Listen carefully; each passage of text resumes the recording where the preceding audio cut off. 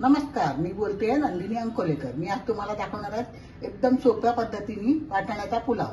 त्याच्यामध्ये आपण कोणत्याही भाज्या घालू शकतो। नवीन शिकणाऱ्यांना एकदम सोपी डिश आहे। चला तर बघूया आपण त्याच्यासाठी काय काय साहित्य लागतं ते। वाटाण्याचा पुलाव करण्यासाठी लागणारं साहित्य हे 1 वाटी वाटाणा आणि त्याच्यामध्ये मी थोडेसे गाजर कापून घेतले आहेत। माझ्याकडे गाजर एक होतं म्हणून मी ते गाजर कापून घेतले आहेत। तुमच्याकडे ज्या भाज्या असतील, फरसबी, शिमला मिरची, फ्लावर त्या टाकल्या तरी चालतील। माझ्याकडे वाटाणा आणि गाजर होतं म्हणून मी तेवढंच वापरलं आहे। हे कोलम तांदूळ वापरले आहे मी। तुम्ही कोणताही तांदूळ वापरू शकता। हे 1 वाटी कोलम तांदूळ अर्धा तासापूर्वी भिजत घातला होता। तुम्ही बासमती वापरू शकता किंवा जो रेग्युलर वापरतात तो पण तुम्ही वापरू शकता। आता त्याच्यासाठी बाकीचं साहित्य लागणार आहे। त्याला मसाले लागणार आहे, तेल लागणार आहे आपल्याला गरजेप्रमाणे। साधारणपणे 1 वाटीच्या तांदळाच्या वाटाणा पुलावसाठी 1 ते 1.5 टेबलस्पून तेल लागेल।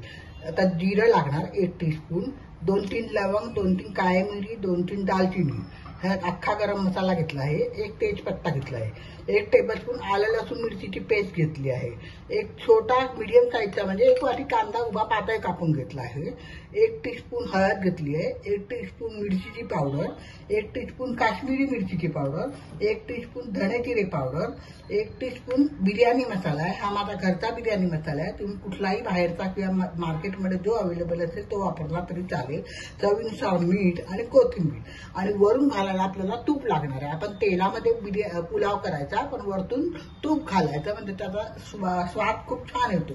तर परत आपण करायला लागेल। गॅसवरती तूप तापत ठेवलं आहे मी। त्याच्यात 1 ते 1.5 टेबलस्पून तेल टाकलं आहे। गॅस मिडियम ठेवायचा। त्याच्यामध्ये आपण पहिल्यांदा जिरं टाकूया, नंतर अख्खा गरम मसाला टाकूया, तेजपत्ता टाकूया। हा आपण पुलाव कुकरमध्ये पण डायरेक्ट करू शकतो। मी कुकरमध्येच करणार आहे पण मी टोपात मिक्स वगैरे करून मग कुकरमध्ये करणार आहे। तुम्ही डायरेक्ट कुकरमध्ये पण करू शकता। आता आलं लसूण मिरचीची पेस्ट टाकूया आपण।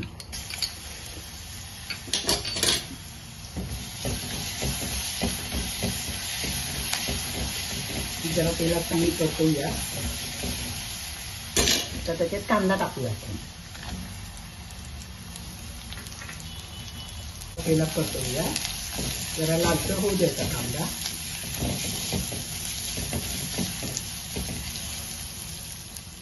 कांदा चांगला जरा लालसर झाला। आता त्याच्यात कोथिंबीर टाकूया आपण। तेलातच कोथिंबीर टाकायची म्हणजे त्याचा तेलात परतून वास चांगला येतो।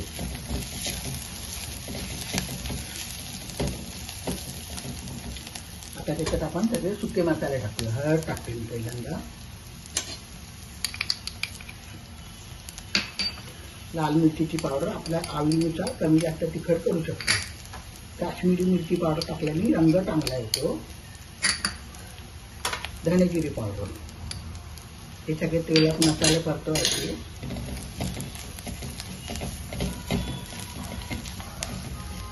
आता त्याच्यात वाटाणे आणि गाजर टाकते।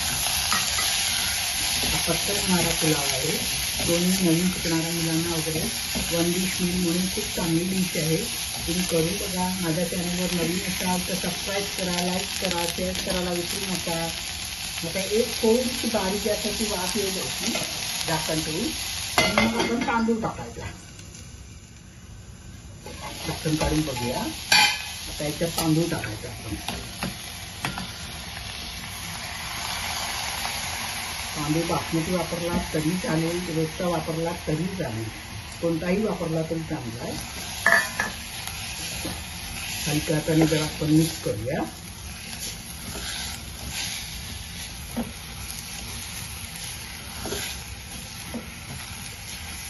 परत थोडीशी वाफ येऊ द्यायची। गॅस बारीक करायचा। आपण पाणी टाकलं त्याच्यामध्ये। पाणी टाकताना आपण गरम पाणी टाकायचं। साधारणपणे 1 वाटी जुना तांदूळ असेल तर 1.5 वाटी साधारणपणे पाणी लागतं। तर आपल्या अंदाजाप्रमाणे आपण पाणी टाकायचं।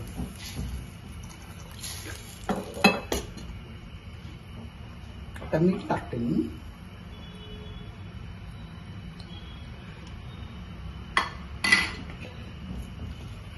चांगली उकळी येऊ द्यायची।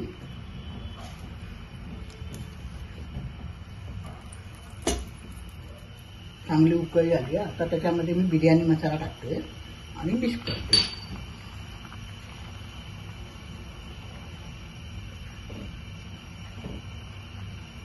नीट ढवळून घ्यायचं आणि हा टोप आपण आता कुकरमध्ये ठेवूया.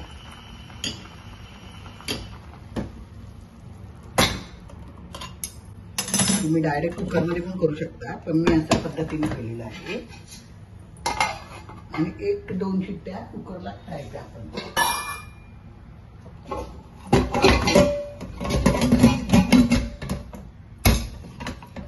मीडियम गॅसवरती 2 शिट्ट्या काढायच्या. थंड झाला की तुम्हाला दाखवतो. कुकर आपला थंड झाला, आता उघडून बघूया आपण.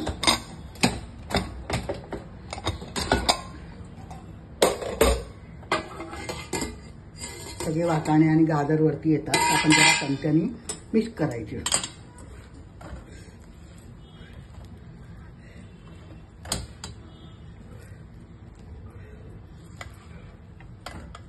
वन डिश मील म्हणून खूप चांगली डिश आहे. तुम्ही करून बघा, कशी झाली ते मला कॉमेंट बॉक्समध्ये कळवा. आता वाढायला घेऊया.